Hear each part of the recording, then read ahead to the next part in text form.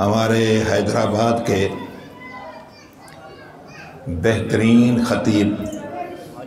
بہترین مبلغ، بہترین مقرر، تو وہ ہیں تو ہمارے حیدرآباد میں، لیکن جاتے ہر جگہ ہیں، چاہے بلوچستان ہو، پنجاب ہو، کہیں بھی ہو، اندرون سندھ ہو۔ حضرت علامہ مولانا اصغر صادق صاحب دامت برکاتہ العالیہ سے آپ نے نہایت پیارا خطاب سنا۔ مجھے خود ان کے خطاب سننے کا ذوق شوق ہوتا ہے کہ کہیں موقع ملے، مصروفیات کی بنا پہ تو کہیں نہیں جا سکتے، لیکن کہیں ایسے مشترکہ ماحول مل جاتا ہے تو دوسروں کے صدقے تھوڑا سننے کا شرف حاصل ہوتا ہے۔ ہاں صحیح، کوئی بات نہیں، سادات فیض تو بھاری دے گے نا، پھر سادات غوث اعظم کا جلسہ ہے، غوث اعظم کی اولاد ہے،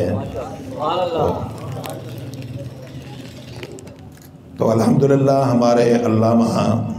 اصغر صادق صاحب دامت برکاتہ العالیہ ایک بہترین خطیب ہیں، اور شہروں میں بھی مقبول ہیں، بہراڑیوں میں بھی مقبول ہیں۔ ان کا آپ نے نہایت پیارا بیان سنا، اور میری قسمت کے میں جیسے آیا تو حضرت نے اختتام کر لیا، تو ہم یہی کہیں گے کہ ہماری قسمت میں یہ سعادت نہیں تھی۔ تو میری مجبوری یہ تھی، میں جلدی آ جاتا، لیکن مجھے ڈاکٹر کے پاس جانا تھا تو وہاں چلا گیا تھا، اور پھر اس کے بعد واپس آیا تو علامہ سمر عباس عطاری ان کا خطاب تھا ہمارے محلے کے بالکل قریب پشوری پاڑے میں، تو ایک بھائی نے وہاں بھی میری صدارت رکھی تھی، تو مجبوراً وہاں بھی تھوڑی دیر جانا پڑا، اور یہ میں نے سائیں سے عرض کر دیا تھا پہلے، تو وہاں سے حاضری لگا کے میں نے کہا اب ادھر بھاگیں، تو ادھر آ گئے، تو الحمدللہ یہ کبھی تک صلاۃ و سلام نہیں ہوا، تو چلو یہ ہے کہ بھئی سعادت تھوڑی بہت شرکت کی مل گئی، اور ویسے اگر لنگر میں بھی شریک ہو جاتے تو ماشاءاللہ بہت اچھا ہے نا، صحیح لنگر کا انتظام ہے نا، اللہ میں نے کہا میں نے ایسے لنگر کا نام کہہ دیا، تو مولوی حضرات لنگر کے زیادہ شوقین ہوتے ہیں نا۔ جہاں تک علامہ امیر المجاہدین شیخ الحدیث و تفسیر حضرت علامہ مولانا خادم حسین رضوی رحمۃ اللہ تعالیٰ علیہ و نور اللہ مرکزہ کے خوبیوں کا تعلق ہے، تو بھائی جنہوں نے ان کی تقاریر سنی، چاہے بالمشافہ یا موبائل کے ذریعے، وہ بھی اچھی طرح واقف ہیں کہ وہ کیا شخصیت تھے، اور پھر جنازے نے تو دشمنوں کی آنکھیں بھی کھول دی، اللہ ان کو ہدایت کی توفیق عطا فرمائے۔ وہ ہمارے سامنے اب بھی ہیں، تو جو مخالف تھے، برا کہتے تھے، گالیاں دیتے تھے، اب امیر المجاہدین کا جنازہ دیکھنے کے بعد میں وہ بیچارے منہ چھپائے ہوئے بھاگتا رہے، اور حیران ہے کہ یہ ہو کیا گیا، کہیں بھی دنیا میں آج تک ایسا جنازہ نہیں ہوا۔ عربی میں مقولہ ہے کہ الفضل ما شہدت بہ الاعداء،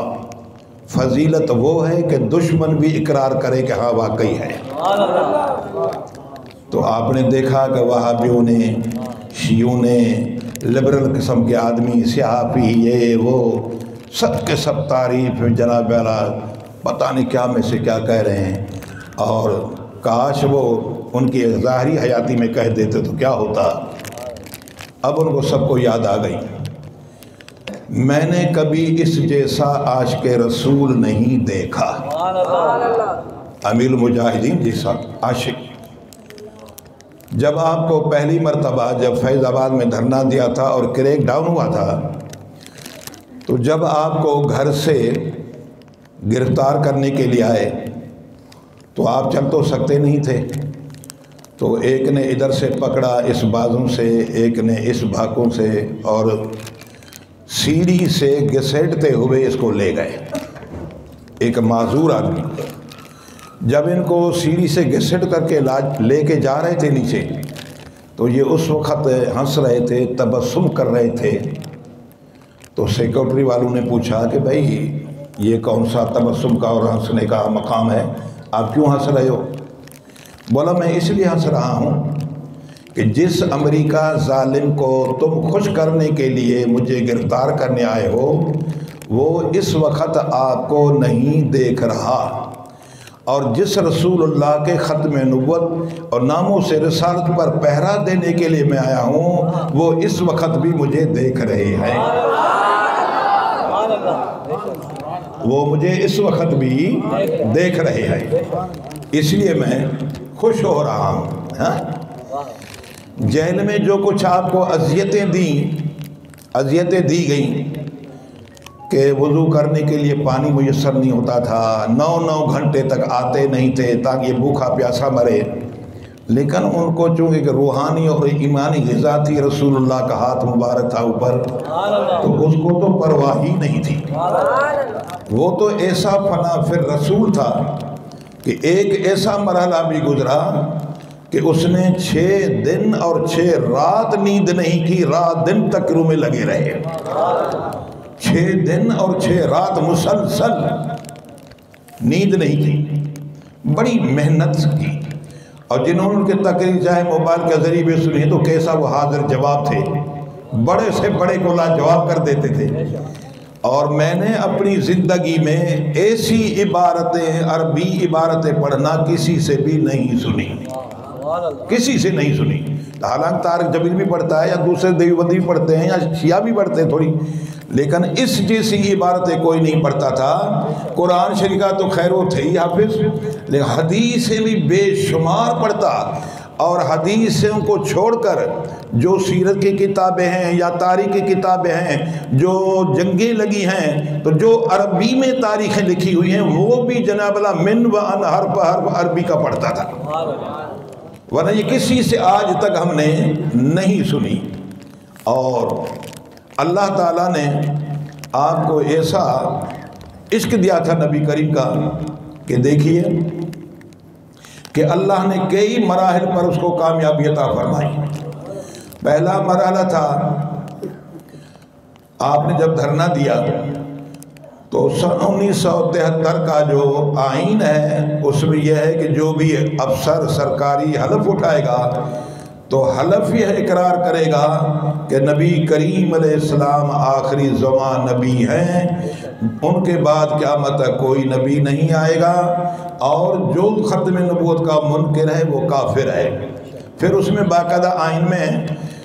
تفصیل ہے کہ غلام احمد مرزا نے دعویٰ کیا نبوت کا، وہ کافر ہے، اور جو اس کو نبی مانتے ہیں یا مجدد اور مسلم مانتے ہیں وہ بھی کافر ہے۔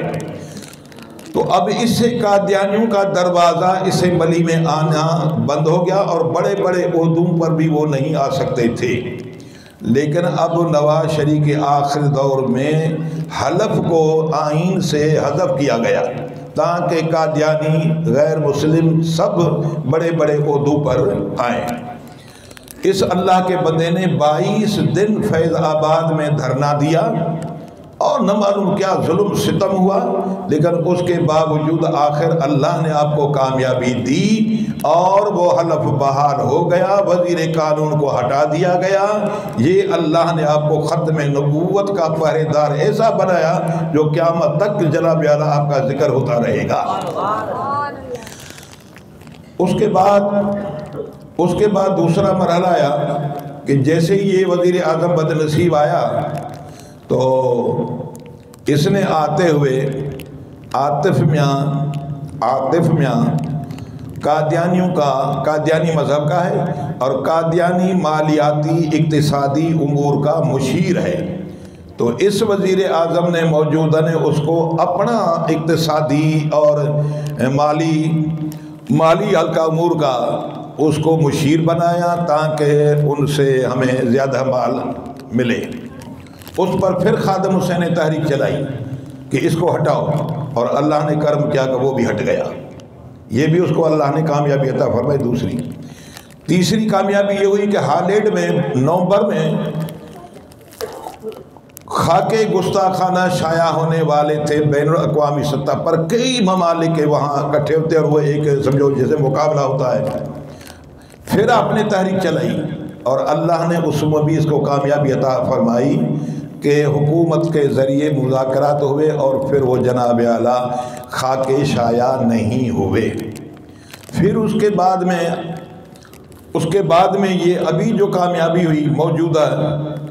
کہ اس میں بھئی فرانس نے خاکے شائع کیے ہیں، لہذا ان سے سفارتی تعلقات ختم کرو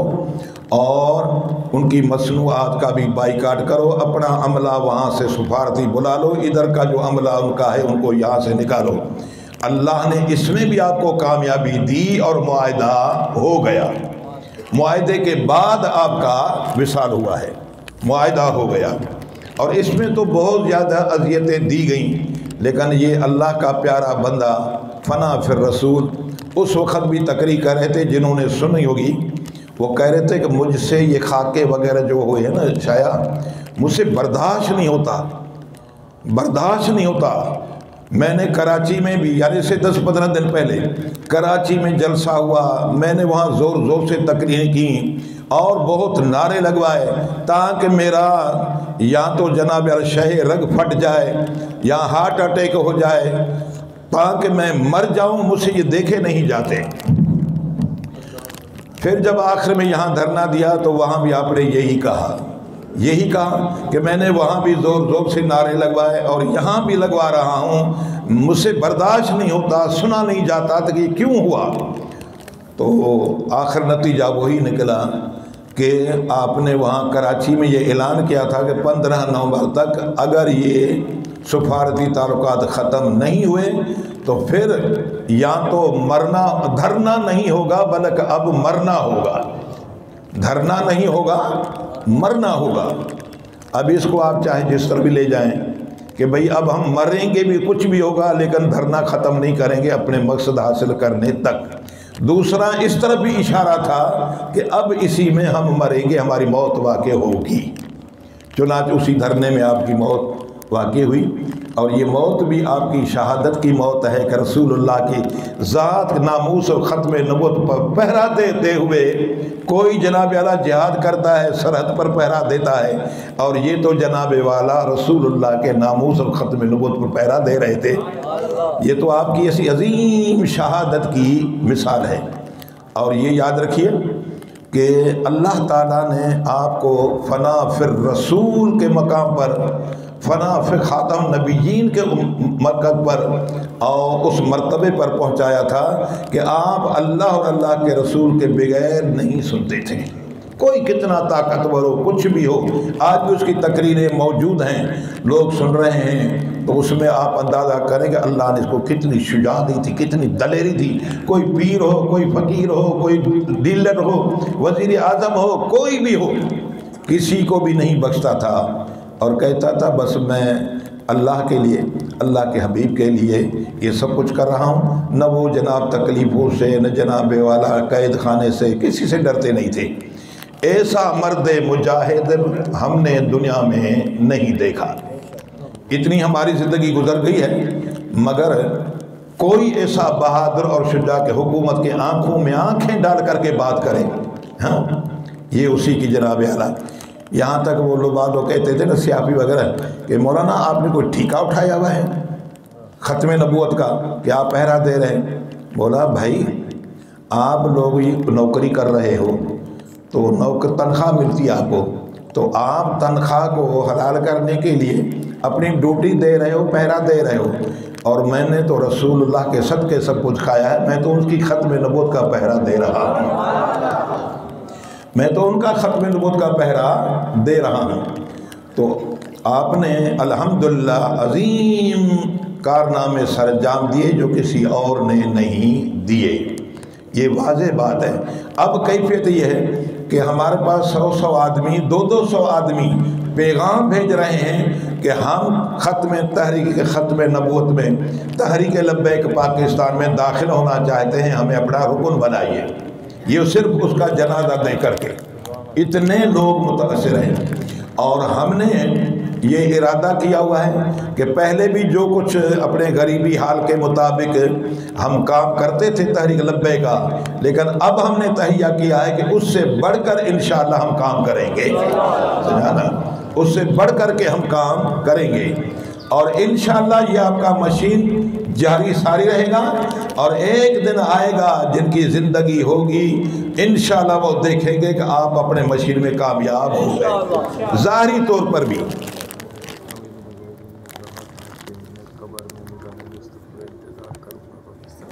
سبحان اللہ، حسین بے شک۔ امیر المجاہدین علامہ خادم حسین صاحب نے اپنی ظاہری سی حیاتی میں یہ پیشن گوئی کی تھی کہ انشاءاللہ میں قبر میں بھی نظام مصطفیٰ کے نافذ ہونے کا انتظار کروں گا، قبر میں بھی میں انتظار کروں گا نظام مصطفیٰ کے نافذ ہونے کا، انشاءاللہ نظام مصطفیٰ نافذ ہو کر کے رہے گا۔ اور اللہ تعالیٰ نے امیر المجاہدین کو جو عزت اتنی بخشی، اس کی وجہ یہ تھی کہ آپ نے رسول اللہ کے ناموس کے لیے، ختم نبوت کے لیے آپ نے جان مال اولاد سب کچھ قربان کیا، خوب پہرا دیا، تو اللہ نے ان کو ایسی عزت دی کہ دنیا دے کر کے حیران ہے کہ یہ ہو کیا گیا، دشمن بھی مارنے کے لیے تیار ہو گئے۔ تو میرے دوستو، یہ عاشقوں کا معاملہ ہے۔ میں آپ کو اس کی ایک مثال دے دوں کہ جب آدمی نبی کریم سے محبت کرتا ہے نا، تو جتنی وہ محبت کرتا جائے گا اتنا اس پر نبی کریم کا کرم زیادہ ہوتا جائے گا، وہ اپنے عاشقوں کو نوازتے ہیں۔ اس کی ایک صرف میں مثال پیش کروں، بے حد مثالیں ہیں۔ علامہ ایک بزرگ گزرے ہیں، علامہ ابن ثابت رحمۃ اللہ تعالیٰ علیہ مکہ معظمہ میں رہتے تھے۔ وہ ہر سال مدینہ شریف جاتے تھے مکہ معظمہ سے، اور نبی کریم کے روضہ انور کی حاضری دیتے اور پھر واپس آ جاتے۔ وہ اپنی زندگی میں 60 سال تک مسلسل مدینہ شریف جاتے رہے اور کبھی بھی ناگا نہیں ہوا، 60 سال تک۔ 60 سال کے بعد جب 61واں سال آیا تو ان پر کیا ہوا کہ ذرا کوئی وجہ ہو گئی، مجبوری ہو گئی، عذر ہو گیا، جس کی وجہ سے وہ نہیں جا سکے۔ تو وہ اپنے حجرے میں بیٹھے ہوئے ہیں، غمگین، پریشان، کہ 60 سال تک تو کبھی ناگا نہیں ہوا، ہر سال جاتا رہا، اس دفعہ نہیں جا سکا، تو یہی فکر اور غم کر رہے تھے۔ تو وہ فرماتے ہیں اچانک عالم بیداری میں رسول اللہ میرے حجرے میں تشریف لے آئے، اور نبی کریم نے فرمایا کہ اے ابن ثابت، 60 سال تک تو ہم سے ملاقات کرنے کے لیے مدینہ طیبہ آتا تھا، اس سال اگر تو ملاقات کرنے کے لیے نہیں آیا ہے تو ہم تجھ سے ملاقات کرنے کے لیے آ گئے ہیں، ہم ملاقات کرنے کے لیے آ گئے ہیں۔ اس سے آپ اندازہ کریں کہ جو رسول اللہ سے محبت کرتا ہے تو حضور پر اس کو کتنا نوازتے ہیں، کتنا کرم فرماتے ہیں۔ علامہ عبد الرحمن جامی رحمۃ اللہ کا واقعہ مشہور ہے کہ جب یہ گئے حج پر، مکہ معظمہ میں حج کیا اور پھر اس کے بعد فارغ ہو کر کے مدینہ شریف جانے لگے، انہوں نے نبی کریم کے شان میں نعتیں لکھیں، اور ارادہ یہ تھا کہ یہ نعتیں عشق و محبت والی روضہ انور پر حاضر ہو کر حضور کو سناؤں گا، حضور کو سناؤں گا روضہ انور پر۔ جب یہ یہاں سے مکہ معظمہ سے چلے تو رات کو شریف مکہ کو، گورنر مکہ کو رات کو خواب میں رسول اللہ کا دیدار نصیب ہوا، اور فرمایا عبد الرحمن جامی آ رہا ہے میرے پاس، اس کے دل میں ایسا عشق ہے، ایسی محبت ہے، ایسی تڑپ ہے کہ اگر اسی عشق کی حالت میں آیا نا میرے روزے پر تو مجھے روزے سے باہر آ کر کے اسے ملنا پڑے گا، لہذا اس کو واپس کرو، آنے نہ دو۔ چنانچہ گورنر صاحب بیدار ہوئے، فوجیوں کو گھوڑوں پر سوار کیا اس دور کے مطابق، ایک دم مکہ معظمہ کے راستے پر گھوڑے دوڑائے۔ وہ جامی صاحب تو پیدل جا رہے تھے، ان کو پہنچ گئے، واپس لے آئے، اور گورنر نے کہا کہ آپ مکہ معظمہ کے حدود میں رہ سکتے ہو، اس سے باہر نہیں جا سکتے ہو، آپ پر پابندی ہے۔ خیر جب رات ہوئی تو اس وقت یہ اس طرح کے پہرے وغیرہ تو تھے نہیں، جب سارے سو گئے تو جامی صاحب پھر مدینہ شریف جانے لگے۔ تو پھر دوسری رات نبی کریم نے خواب میں گورنر مکہ کو حکم دیا کہ جامی کو میں نے روکا تھا لیکن وہ تو پھر آ رہا ہے، تو پھر اس نے فوجی بھیجے اور ان کو واپس لے آئے۔ تو اب وہ گورنر نے 2 مرتبہ پابندی لگائی لیکن یہ دونوں مرتبہ چلے گئے۔ تو پھر تیسری مرتبہ گورنر نے کیا کیا، ان کو جیل میں ڈال دیا تاکہ یہ اندر بند رہیں گے تو جا نہیں سکیں گے۔ حضور علیہ السلام منع فرما رہے ہیں کہ اگر وہ اس حالت میں میرے پاس آئیں گے تو اتنا ان کے سینے میں میرا عشق ہے کہ مجھے روزے سے باہر آ کر ملنا پڑے گا، تو لہذا اس کو روکو۔ چنانچہ جیل میں ڈال دیا گیا۔ جب ساری دنیا سو گئی تو عبد الرحمن جائمی نے مدینہ طیبہ کی طرف رخ کر لیا اور پکار کہنے لگا، یا رسول اللہ، میں ایک کتا آپ کا عاشق نہیں ہوں، آپ کے ہزاروں لاکھوں عاشق ہیں، یہ گورنر کس کس کو روکے گا؟ یہ گورنر کس کس کو روکے گا؟ تو آپ کے دربار میں کیا کمی ہے؟ آخر جناب اعلیٰ جب یہ فریاد کی نا تو پھر تیسری رات رسول اللہ نے گورنر مکہ کو حکم دیا کہ اب جامی کو رہا کرو، میرے پاس آ جائے۔ چنانچہ پھر جامی نکلے اور پھر مدینہ شریف گئے۔ تو اب کیا ہے کہ یہ جب ایک آدمی ذوق شوق میں کام کرتا ہے